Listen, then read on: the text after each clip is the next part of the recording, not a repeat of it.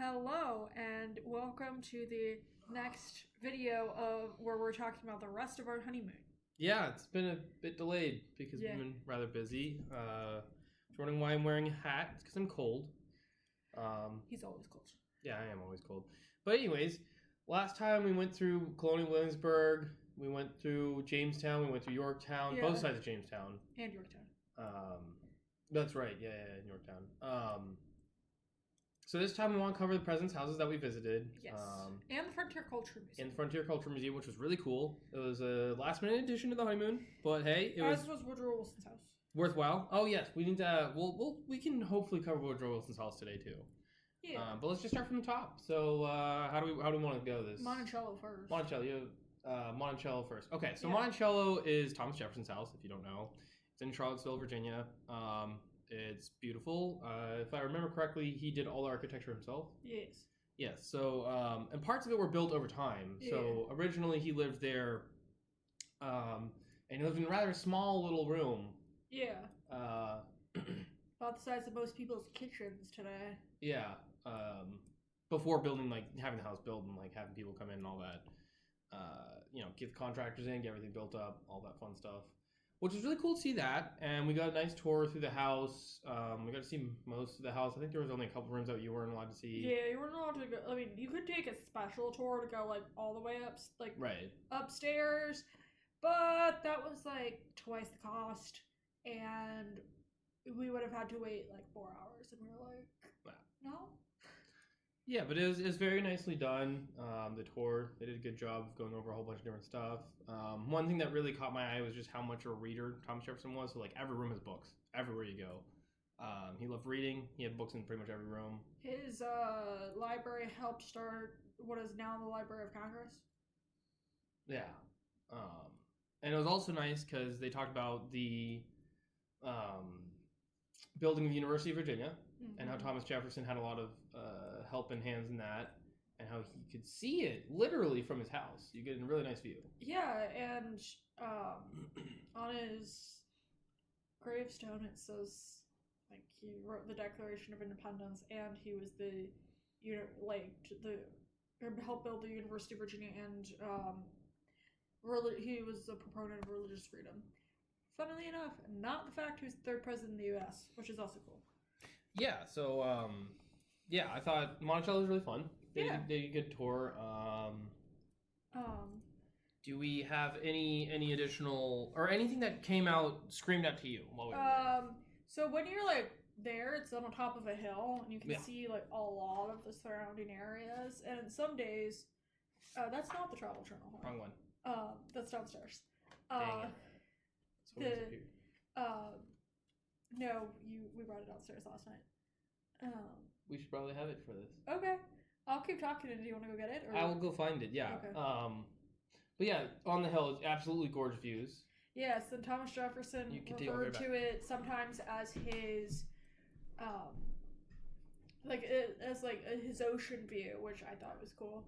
And, also, when he was building his house, he designed this clock to also over the course of the week have these balls from a wire, and the balls would drop to each day of the week, which I thought was cool. So we were there on, I think it was a Thursday, and the balls were right next to the word that said Thursday. They had other interesting exhibits as well. There's one on Sally Hemings, who was one of the slaves that he had, and who he had a relationship, had kids with. It was, of course, she was a slave, not exactly the most consensual relationship in the world. So they had a nice exhibit to her and her family. I talked about the clock. Oh yes, clock's cool. And Sally Hemings.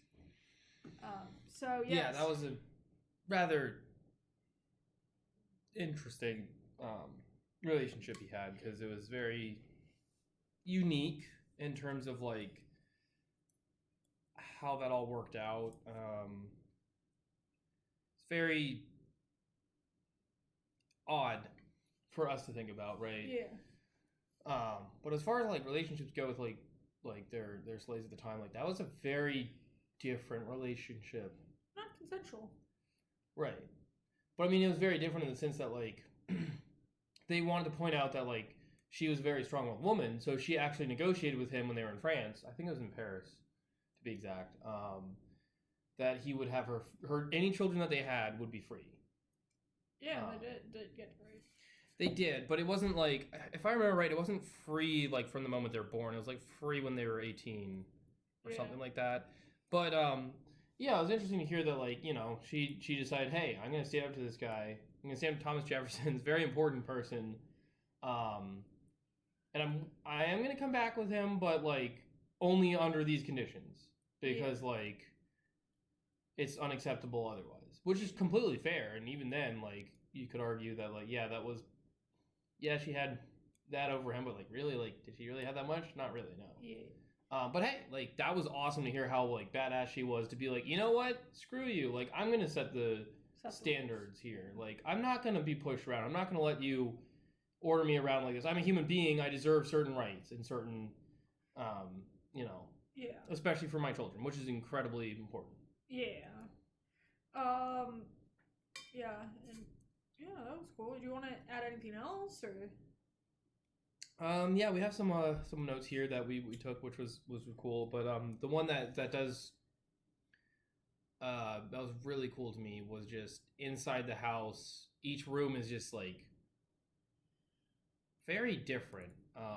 They're very like extravagant, I would say.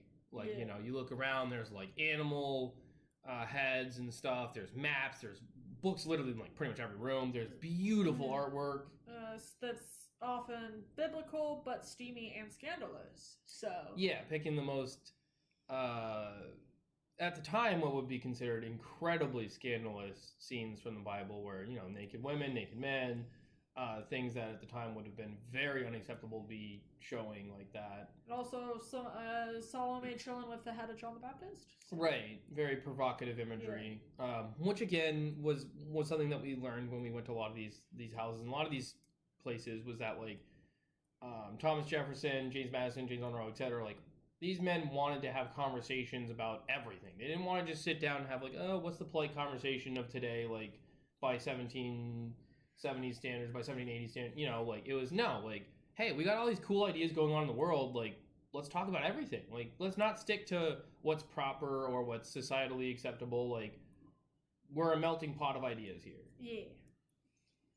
So that's what I would say stuck out the most to me. But do you want to talk about the garden some? The garden was very pretty.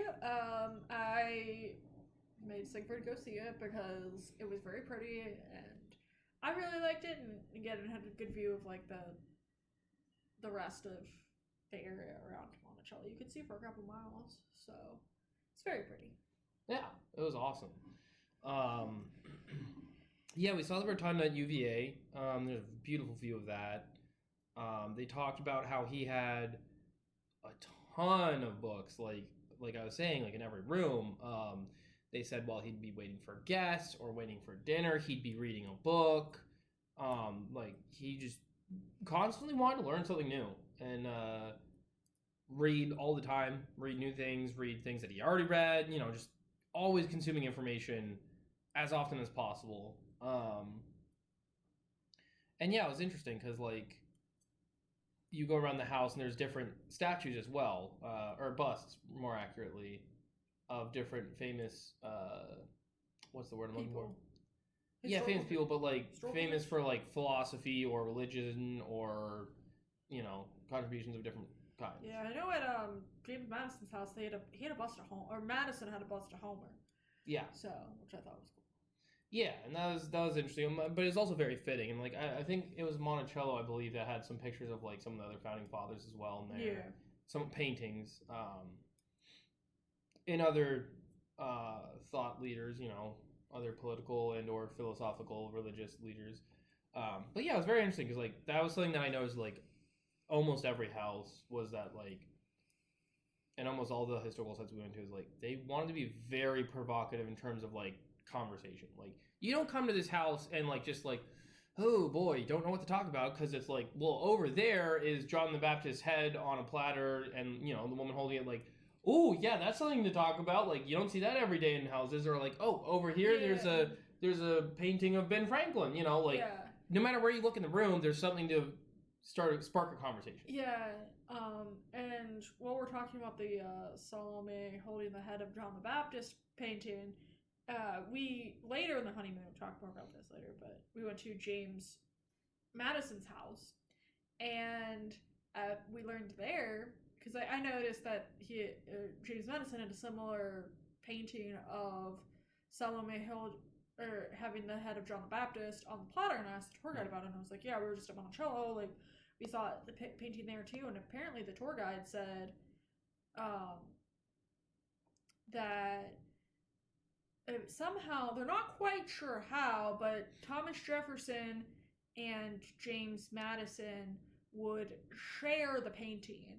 They're not quite sure if it's like, oh, in like the even years James Madison has it, and the odd years Thomas Jefferson has it, or it's like, oh, every Christmas they trade it off or something. They're not quite sure how that worked, but somehow they were able to share the painting. Yeah, and that was another fun fact. But yeah, the views from Monticello are absolutely stunning. It was quite nice because like pretty much no matter what side of the house you go around, it is just beautiful. Yeah. You get a view of something.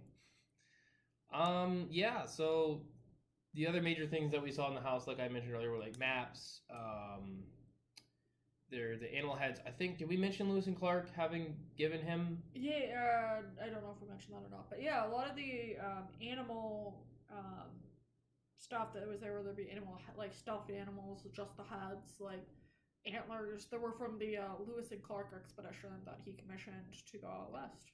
Yeah, and some of them were very exotic animals that like people in Virginia or even England would have been like, whoa, what is that? You know? Yeah, like how many times do you see bison on the side of the mountains? Yeah, so like, again, very much a, you come in here, you're not much of a talker, you see that, like, you're going to be talking to people about that, you know? Like, even if it's kind of like, oh, I don't know what to talk about, like I said, you look around the room and you're like, nope, I got things to talk about now, you know? Like, yeah. It very much was a spark the conversation kind of place. Yeah. Yeah, I don't think I have anything else to say about Monticello. Yeah, I think we can go ahead and move on to Highland or Highland, which is James Monroe's house. Yeah, that was. Wait, I think I might have written the name wrong. Let me check. That's okay. Yeah, so that was interesting because they were talking about how they had done some archaeological digs, and they had discovered that there was a house that was there prior to the. Yeah, it's Highland. Okay. Highland, not Highland. There was a house there prior to the current house, and unfortunately, there's not enough of the remains to like fully understand what it would have looked like or anything like that. But we can at least know that hey, there was a house here, like it was roughly this, you know, like certain details. And that was like a change from how like they didn't pass, because I was there when I was probably like 10, so 9 or 10, so like 15 years ago. And at the time, they were interpreting like what the building that's there, which is they've said is a guest house now. Like back 15 years ago, they were saying it was like the actual house, and like it was called Ashland Highland, which is why I kept saying Highland. I mushed the two in my head. Yeah, so like they've done a lot of changes since the last time I was there. Yeah, but the interesting thing is this house was originally a guest house. Yes. And then there were later additions. After the Monroes left. Right. There were later additions. So it was a guest house around 1818, and then the additions were done in 1850. Yeah. And then it became a different family's house in 1870. Yeah. So even more expansion there, right? Which was cool because when you're walking around the house, you can pretty clearly tell, like, okay, this is not of the same decade as the other part of the house, right? Like, whoa, that is cool. Like, you can see in the floor, like, yeah, you see, like, right here, that's where they started, like, they took down a wall and started adding on. We also got to see a couple of other places on the property, like the slaves' quarters, the overseer's house. Yeah, and we saw some cows. Yeah, Siegfried was very excited about the cows. He likes cows anytime we see them, and he likes to make songs up about cows. Yeah. At James Monroe's house, he made up a song about how he loves chocolate cows, and the chocolate cows smiled at him, which I thought was very funny. Yeah, there were a lot of cows there. They were very cute. But yeah, the place was rather small relative to like say Monticello. But again, like this was originally a guest house. This was not like originally like supposed to be like a mansion style house or anything like that. But it was very nice. I mean, really didn't need much more than that. It was much more relaxed, I would say, style wise inside. Like but it was beautiful. It was really nicely done. The displays they had in there were great. The staff was very friendly and answered our questions. It was really cool to see some stuff. It was cool to see some of the china and such from the White House. Yeah. I don't think they were able to track down exactly how it had gotten from the White House there, if I remember right. I don't think so. But it was just cool that they had it. Because I always wondered like, what do they do with that? Like when a new president comes in, like do they like? I imagine they don't toss it per se, but like is that given to the president when they leave? Is it like donated to a museum? Who knows? But that was really cool to see that like in this case, they still had some of those pieces. So I don't think there's like too much to say about that house because it was much smaller and like the displays are really good. They give a lot of information about James Monroe. It was really nice, very beautiful house. It was just interesting I think the interesting thing to me was just the fact of the matter of that, like, if you don't know much about him as president, prior to the presidency, he's very hardcore in his beliefs, right? Yeah. He's very much like, hey, like, it's my way or the highway, right? Which a lot of people are. But then he becomes president and he kind of tones it down because he's like, well, okay, if I'm going to be president, I can't really get anything done if I'm being a hardliner. And like, maybe it is better to find a middle ground.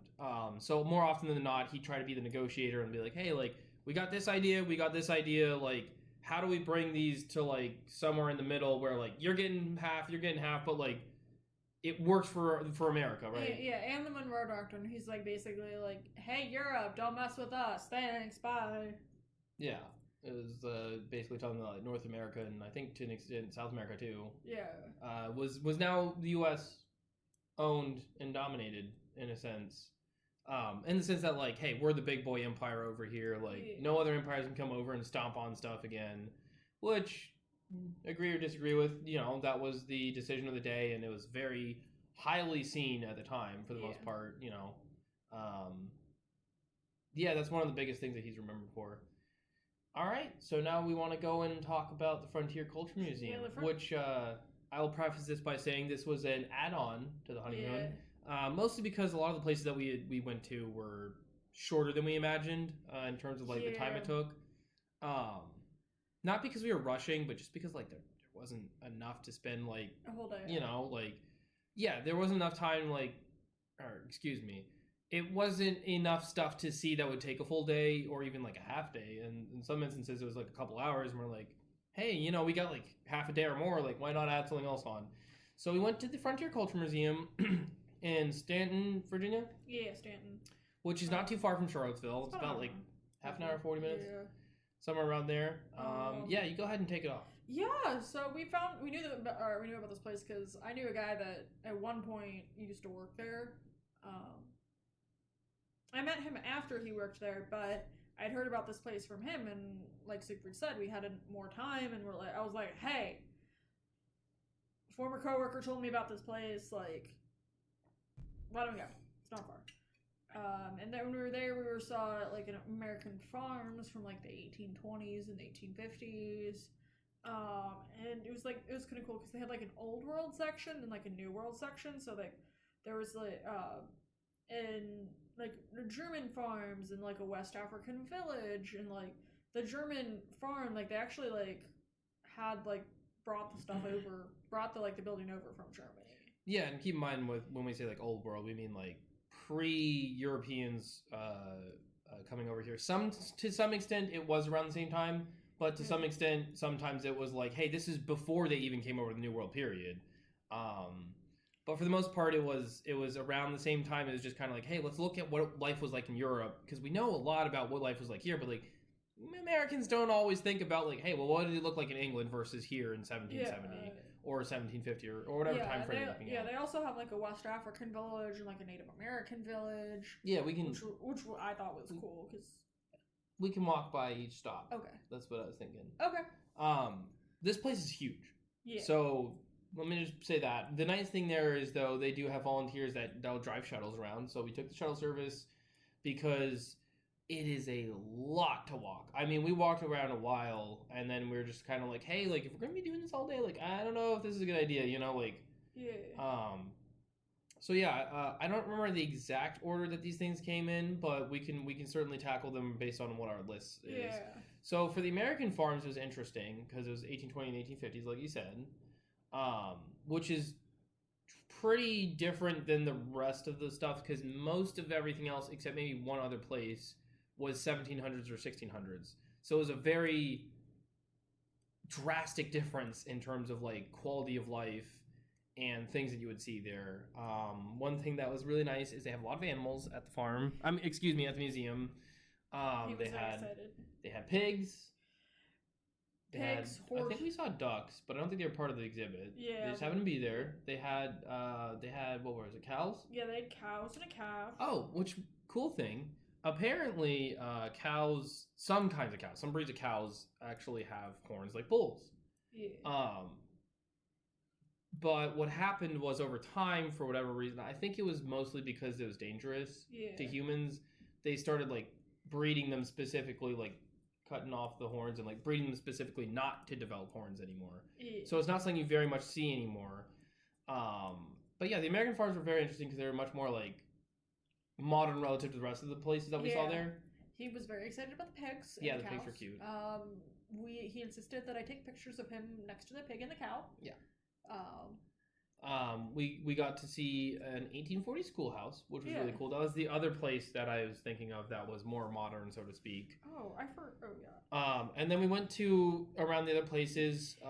There was a 1700s West African village, which was really cool to see because that's completely different than the European style of building stuff and very much different from the American style because, well, Americans took after Europeans, right? Yeah. Because they were Europeans that transplanted here, and then over time became American. But it's interesting because there's just such a drastic difference of using like clay and straw and stuff to build their village, and not what we would see in like Europe where they're using like brick or wood, and trying to get like industrialize things, right? Yeah. But also keeping in mind that the what? Oh no. Keeping in mind that like the time period of the West African village was also in the 1700s, like you know, there's a difference in terms of what's been invented and all that stuff. But yeah, it was really cool to see like the difference between like the American farms in the 1800s and the schoolhouse versus like the European farms, etc. in 1700s. Or versus the 1600s English farmhouse. Right. So we went around to different places. I'll throw out another highlight. The Irish farm was really cool because they talked about how there were a lot of problems at the time. It was the 1700s. There were a lot of problems at the time. Mm-hmm. And they were not doing the best financially, for most part. There were some people that would have like better stuff in their houses, nice stuff. Yeah. Pots and pans and stuff that were nicely made, but those would usually get sold because, well, I can't afford rent and rent keeps going up and, you know. Eventually they were like, fine, I'll leave. Right. Another highlight to me was the German farm. That was really, really cool because they had nice, cool German blessing for the house. And the guy there, his family was actually from Germany. He'd been to Germany many times, so he had a lot to talk about in terms of what it was like, life was like for them. And a really cool thing there, you tried these out, and so did I. The clogs. Yeah. You want to talk about those? Oh yeah, they were really cool. So they had like wooden shoes, and apparently it's not just a Dutch thing. I thought it was just a Dutch thing, but they were actually a lot more comfortable than I thought. And they're like really good if you're like doing, like something that you could like hurt your feet, and like they're protect your feet really well. Right, like if you're working out in mud or something, which a lot of these people who are working it day in, day out in the farm, like, you know, you need something. But yeah, these were like really surprisingly comfortable shoes. Yeah. The place is relatively nice. He did mention that, like, back in those days, most rooms did not get heating at all. So most of the family was probably suffering by being cold all night long. There was generally like a couple rooms that would be warm because there was an actual like furnace, or was it not a furnace or was it a stove? It was like a stove That's what I meant. He could heat up like the nearby rooms. So like he said that grandma and grandpa would like chill.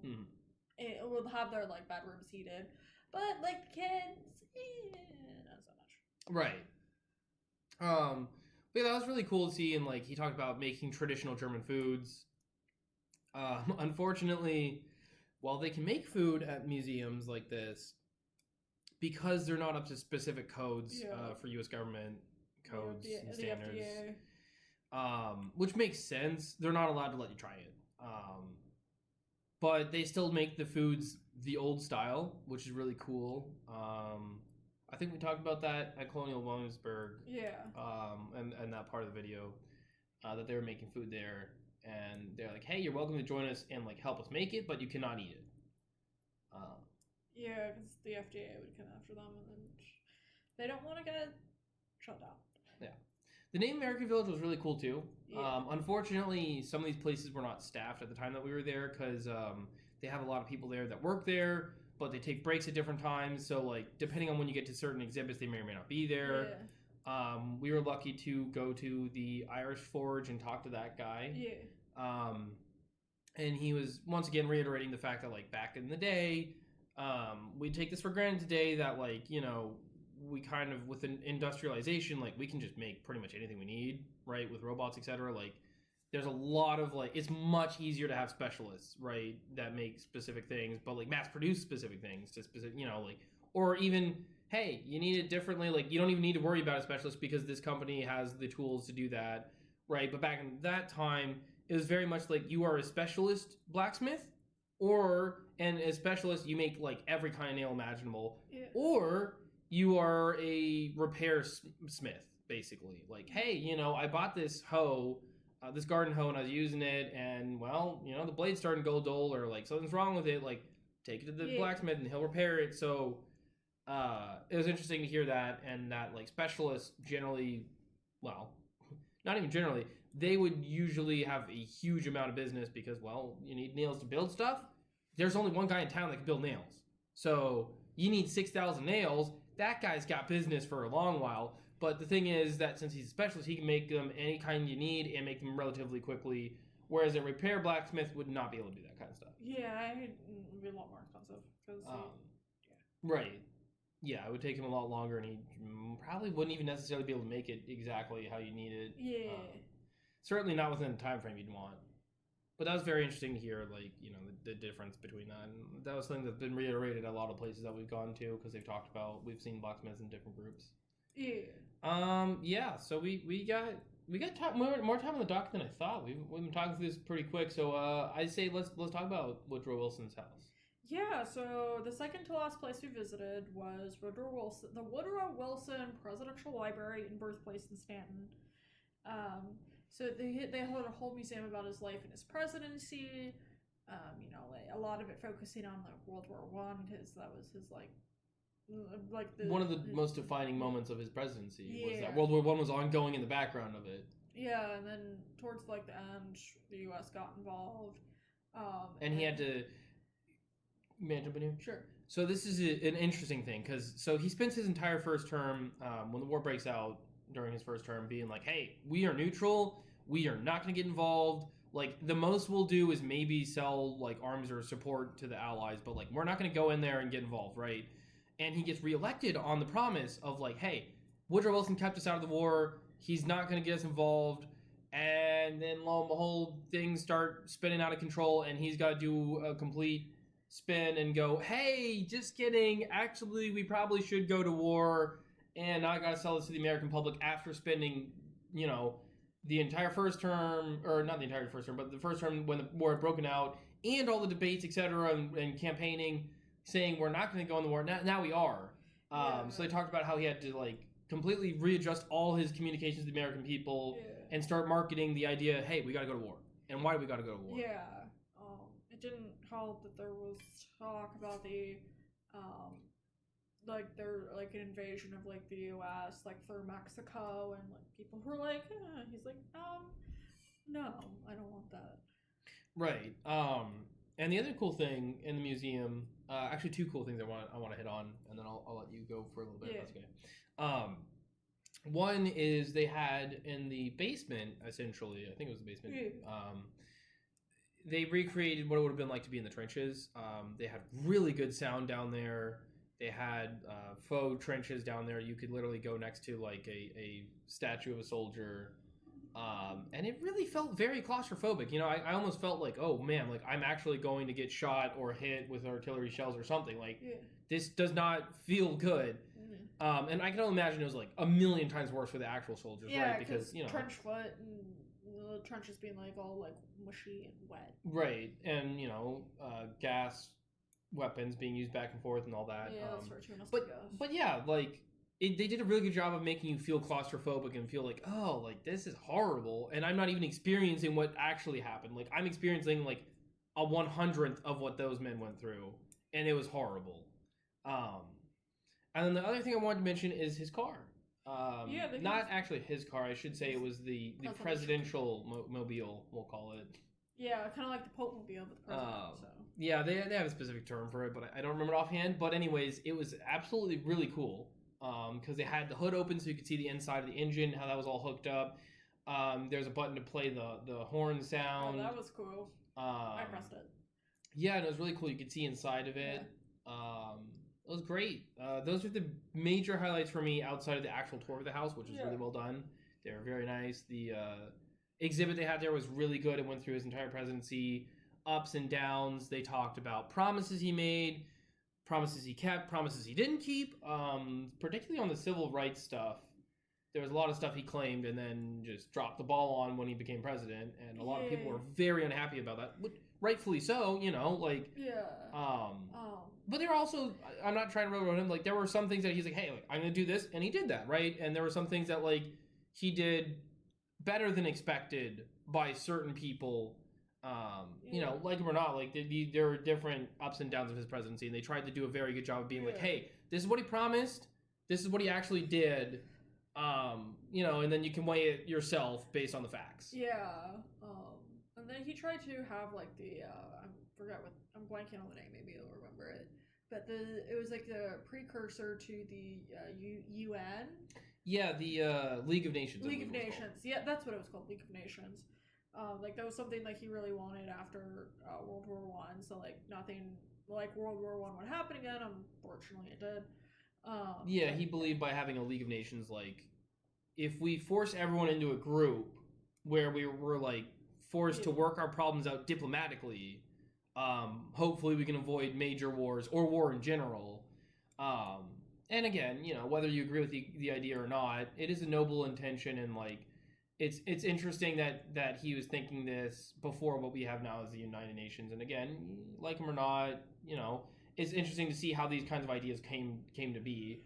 And yeah, that was one of his last like major foreign policy attempts, and it ultimately didn't succeed. I think what happened was they didn't get enough countries to sign on the dotted line. Yeah, and the U.S. itself didn't even join. Right.